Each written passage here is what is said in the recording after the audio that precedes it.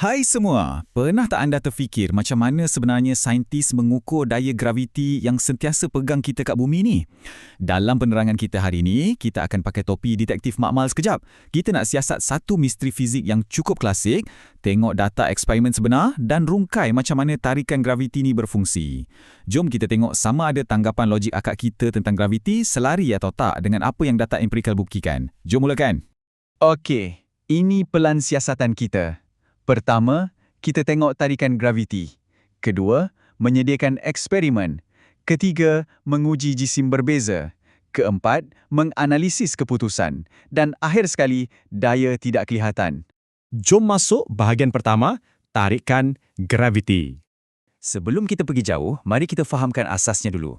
Graviti ni secara mudahnya adalah daya yang sentiasa menarik kita dan objek di sekeliling kita kembali ke pusat bumi. Jadi, konsep utama kat sini dipanggil G atau pucutan graviti. Kalau nak senang faham, bila sesuatu objek itu jatuh tanpa sebarang gangguan, maksudnya ia hanya ditarik oleh graviti bumi semata-mata, kelajuannya akan bertambah pada kadar yang tetap. Kadar piawai kat bumi ini ialah 10 meter per saat kuasa 2. Maksudnya, kelajuan objek itu bertambah 10 meter sesaat bagi setiap saat ia jatuh. Ingat tahu angka 10 ni? Sebab ini akan jadi penanda aras untuk siasatan kita nanti. Sekarang, cuba fikirkan soalan cepu mas ni. Adakah objek yang berat jatuh dan ambil masa yang lebih singkat nak sampai ke lantai berbanding objek yang ringan? Bayangkan kita lepaskan seketul batu-bata gergasi dan sebiji guli dari atas bangunan tinggi serentak. Secara logiknya, akal kita mesti kata batu gergasi itu sampai dulu, kan? Kita memang selalu kaitkan berat yang lebih dengan kelajuan jatuh yang lebih tinggi. Tapi, adakah benda ni betul dalam dunia fizik? Mari kita uji secara objektif. Kita beralih ke bahagian kedua, menyediakan eksperimen. Okey, berpandukan eksperimen yang dinyatakan di muka surat 159, kita nak kaji masa yang diambil untuk objek jatuh. Untuk buktikan teori kita akan guna radar klasik ni. Jangka masa detik. Alat ni berfungsi dengan memegang sehelai pita detik dan kat hujung pita tu kita gantungkan pemberat. Bila pemberat dilepaskan, alat ni akan bergetar dan cetak titik-titik pada pita kertas dengan sela masa yang sangat konsisten. Susunan menegak ni penting tau, sebab jarak antara titik-titik itulah yang membolehkan kita kira kelajuan dan masa jatuhan objek dari mula sampai ke bawah. Proses dia cukup mudah tapi mendebarkan. Mula-mula, kita kepit jangka masa detik ni tegak-tegak pada kaki retort. Lepas tu, pasangkan pita detik dan gantungkan satu pemberat ringan, 50 gram je dulu. Kita on Swiss dan lepaskan. Graviti akan terus tarik beban tu ke bawah dan jangka masa detik akan rakam pecutan tu melalui titik-titik pada kertas. Lepas jatuhan pertama selesai, kita ambil pita tu untuk dianalisis dan kita ulang balik langkah ni. Cuma kali ni kita akan naikkan berat beban tu sikit demi sikit. Seterusnya, bahagian ketiga, menguji jisim berbeza.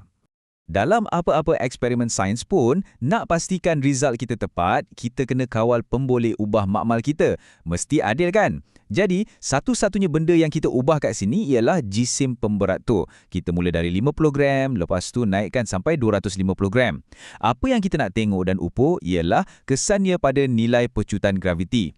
Dan ini benda paling penting, setiap beban ni wajib dilepaskan dari ketinggian yang sama.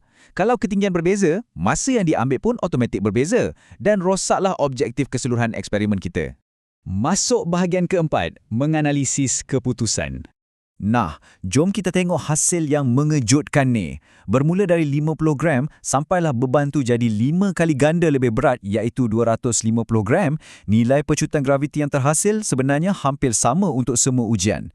Tak masuk akal kan? Tapi ini betul-betul mengubah perspektif kita. Maksudnya, tak kira pemberat tu ringan ke, berat ke, masa yang diambil untuk kesemua objek ni jatuh dan sentuh lantai adalah lebih kurang sama je. Tak ada objek berat yang tiba-tiba potong jalan semata-mata sebab dia berat. Kesimpulan dia cukup padat. Daya graviti bumi langsung tak pandang jisim. Kelajuan dan masa jatuh objek tak dipengaruhi oleh beratnya. Tak kiralah objek tu 50 gram ke atau seberat kereta Myvi sekalipun, kadar pecutannya sentiasa sama ditarik graviti. Sekali lagi, logik akal biasa kita yang kata benda berat jatuh lebih cepat dah dipatahkan sepenuhnya oleh data eksperimen ni. Dan akhirnya, bahagian kelima, daya tidak kelihatan. Tapi sekejap, setiap siasatan detektif mesti ada plot twist kan? Di awal penerangan tadi, kita sembang pasal nilai piawai graviti ialah 10. Tapi rupa-rupanya, lepas pita eksperimen kita dikira dengan teliti, nilai pecutan yang dapat sentiasa kurang sikit dari angka 10 tu. Kenapa pula ni? Kalau teori kata patutnya 10, kenapa objek dalam makmal kita jatuh lambat sikit? Ambil masa sikit nak sampai lantai berbanding yang dikira atas kertas. Ada hantu ke kat dalam makmal yang talak benda tu dari bawah? Bukan hantu, tapi sebenarnya ada dua daya tersembunyi yang selalu kita terlepas pandang. Pertama, rintangan udara. Masa pemberat tu menjunam ke bawah, udara di sekeliling sebenarnya bertindak macam satu bantal halus yang menolak objek tu balik ke atas. Kedua, geseran mekanikal. Bila pita detik tu ditarik merentasi jangka masa detik, geseran antara kertas dan alat besi tu dah curi sikit momentum kelajuannya. Jadi, gabungan rintangan udara dengan geseran inilah yang melawan daya graviti dan melambatkan sedikit pergerakan objek kita. Kat sinilah kita boleh nampak beza ketara antara dunia teori dan realiti bila kita kaji masa yang diambil untuk objek jatuh bebas dan bukan jatuh bebas. Bayangkan satu bilik vacuum, kosong, tak ada udara langsung. Itulah situasi jatuh bebas yang sebenar.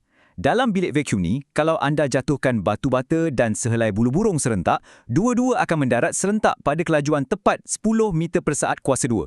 Tapi, dunia makmal kita ni adalah situasi bukan jatuh bebas. Ia ada rintangan udara. Udara ni yang buatkan benda ringan dan luas macam bulu burung tu melayang-layang dan ambil masa yang lebih lama nak sampai lantai berbanding batu. Itulah punca sebenar kenapa eksperimen kita takkan dapat pecutan tepat 10 meter per saat kuasa 2. Jadi, eksperimen klasik kita hari ini jelas membuktikan yang daya tarikan graviti ni sebenarnya adil. Ia tarik semua benda dengan pecutan yang sama kalau tak ada gangguan. Tapi hakikatnya, kita wujud dalam dunia yang penuh dengan rintangan dan geseran fizikal yang tak kelihatan yang selalu perlahankan kita dari potensi sebenar. Macam hidup juga kan? Kalau graviti sentiasa tarik kita ke depan dengan saksama, apakah agaknya geseran tersembunyi yang sedang melambatkan momentum kehidupan anda sendiri? Fikir-fikirkanlah. Teruskan meneroka ilmu sains di sekeliling anda dan terima kasih kerana bersama-sama saya merungkai misteri fizik hari ini. Jumpa lagi di kupasan akan datang.